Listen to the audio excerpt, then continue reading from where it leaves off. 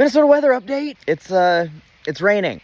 Again, kind of like it did yesterday and Friday and Thursday or Tuesday and Wednesday or maybe both. It's basically rained just like all of May and most of April. Past the April showers part, and it's still April showering. Then on the rare occasion when it's not raining, it is 9,000% humidity. I have mowed my yard more this season than I did all last year. Although last year we got 37 feet of snow and it didn't rain at all the following summer, and this winter we got no snow and it hasn't stopped raining so far this spring. And I'm not sure what's worse, but I guess, rain's better than drought, maybe. But I'm really starting to feel like I'm gonna need to build an ark here pretty soon. Anyway, it's Memorial weekend, and this weekend's gotten away from me.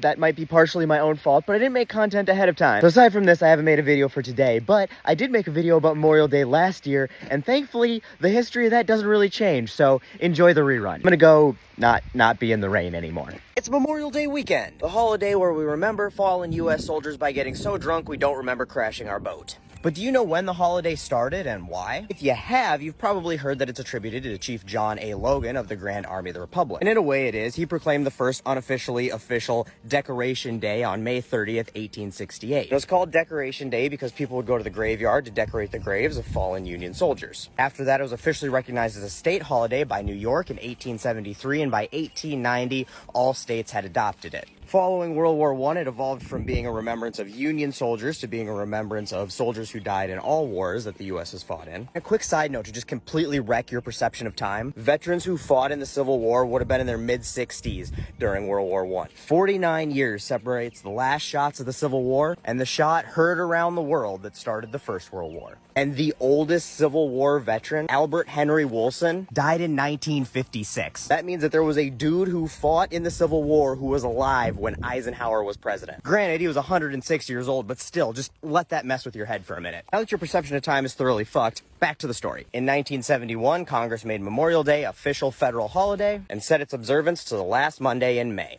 But there's more to the story, and the whole idea of Decoration Day was happening before the Civil War even ended. In fact, some women were decorating the graves of Union soldiers while the war was still going on. But the first recorded observance of an actual, Memorial Day in the way that we sort of think about it today, after the war, was in 1865. And this is the reason I'm telling you the story. On May 1st, 1865, formerly enslaved people held a parade of 10,000 people to honor 257 dead Union soldiers in Charleston. And for those of you who aren't history buffs, South Carolina was the figurehead of the Confederacy. They were the first to secede, and they were the ones who fired the very first shots of the war at Fort Sumter. They were racist as fuck. You can still go to Charleston today and walk through the auction blocks where they auctioned slaves off. And then the Civil War ended April 9th, 1865. And less than 3 weeks later, on May 1st, a whole bunch of African Americans throw a fucking parade through the seat of slavery, through the origins of the Confederacy, to honor a couple hundred people who gave their lives to beat South Carolina and the Confederacy